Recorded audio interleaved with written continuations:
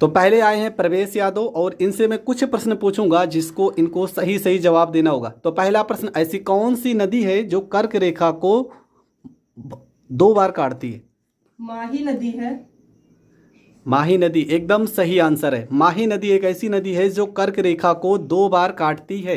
अब अगर प्रश्न कर्क रेखा से उठा है तो कर्क रेखा भारत के कितने राज्यों से गुजरता है? कर्क रेखा भारत के 8 राज्यों एकदम सही जवाब, 8 राज्यों से गुजरता है। उसका 8 राज्यों का कोई ट्रिक बता दो।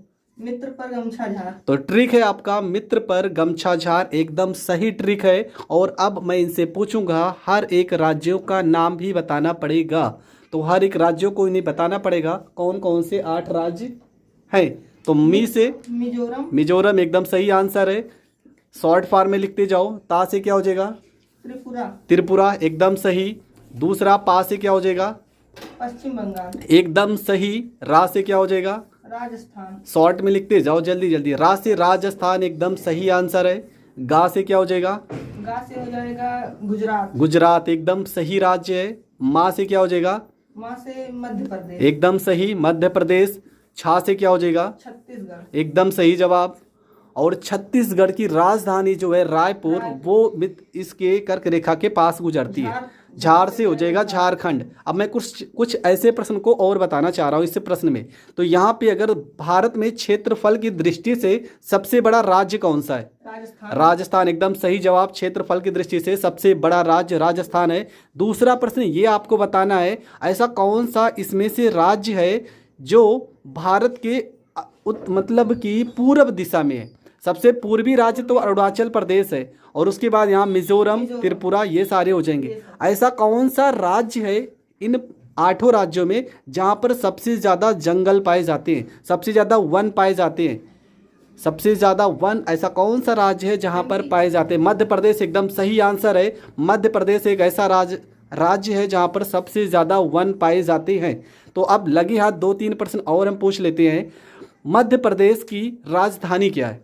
मध्य प्रदेश की राजधानी भोपाल। एकदम सही जवाब। मध्य प्रदेश की राजधानी भोपाल है। झारखंड की राजधानी?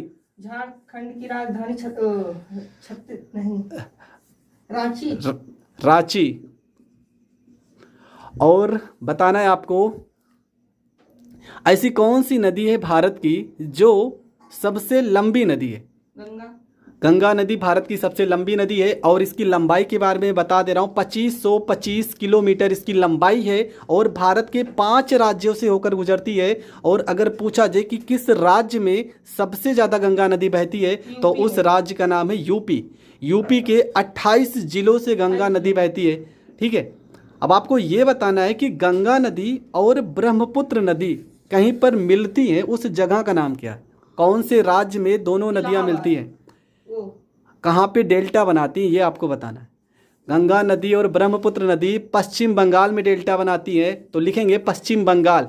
विश्व का सबसे बड़ा डेल्टा कहाँ पे बनता है? तो विश्व का सबसे बड़ा डेल्टा सुंदरबन डेल्टा पश्चिम बंगाल में बनता है। ये तो भारत की बात हो गई। अगर पूछा जाए कि विश्व का सबसे बड़ा डेल्टा किस देश में बनता है तो पश्चिम बंगाल तो राज्य है और ये बांग्लादेश के पास है, तो बांग्लादेश भी हो जाएगा।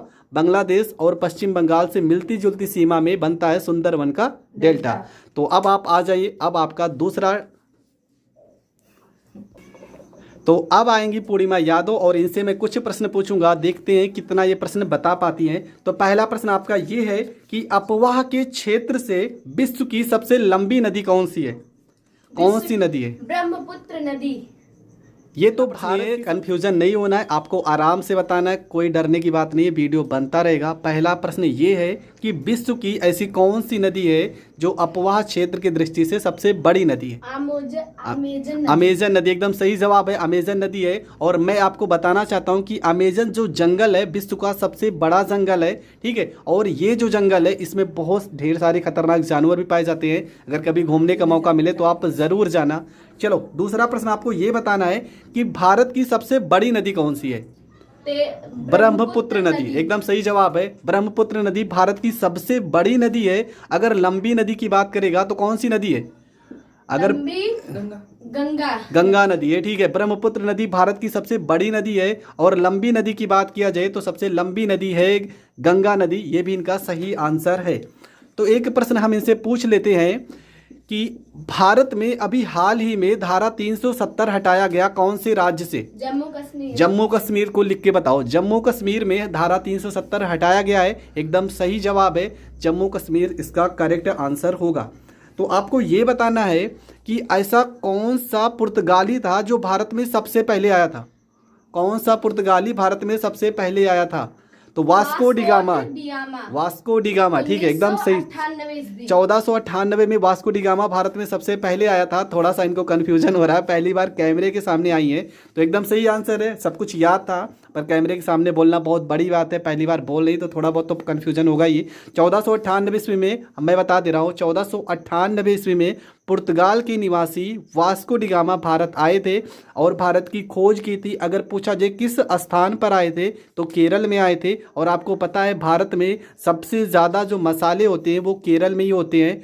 और एक प्रश्न मैं आपको और बता दे रहा हूँ, केरल में किस जगह पर आए थे? तो केरल में कालीकट नामक स्थान पर आए थे। कुछ और चीज़ें मैं बता दे रहा हूँ यहाँ पे। अमेजन नदी जो है आपकी दक्षिण अफ्रीका में है।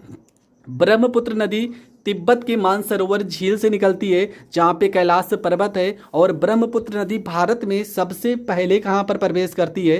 तो सबसे पहले प्रवेश करती है अरुणाचल प्रदेश में। अरुणाचल प्रदेश में जब प्रवेश करती है तब इसका नाम ब्रह्मपुत्र नदी होता है। गंगा नदी और ब्रह्मपुत्र नदी दोनों का संगम कहाँ पे होता है? तो दोनों मिलती हैं पश्चिम बंगाल में, और पश्चिम बंगाल में मिलकर बनाती हैं डेल्टा। और पश्चिम बंगाल और बांग्लादेश से मिलता जुलता क्षेत्र होता है। अब पश्चिम बंगाल में जहाँ पे डेल्टा बनाती है वहाँ पे कुछ वन पाए जाते हैं, उन वन को कहते हैं हम सदाबहार वन या मैंग्रोव वनस्पतियाँ। जो डेल्टा जहाँ पर बनता है वहीं पर ही पाई जाती है। तो ये प्रश्न भी आपको याद होना चाहिए। तो आज के इस दोनों की टक्कर में मैं जीतने की अगर देखता हूँ तो आज की दोनों रेस में दोनों भाई बहनों में अगर जीतने की बात की जाए तो प्रवेश को मैं जीता हुआ देता हूं, क्योंकि इन्होंने बहुत सारे प्रश्न का सही जवाब दिया। और आज के इस एपिसोड में मैं पूर्णिमा को हारने का पुरस्कार देता हूं, क्योंकि कुछ ऐसे प्रश्न थे ये जो नहीं बता पाई, तो यहाँ पर ये हार चुकी हैं।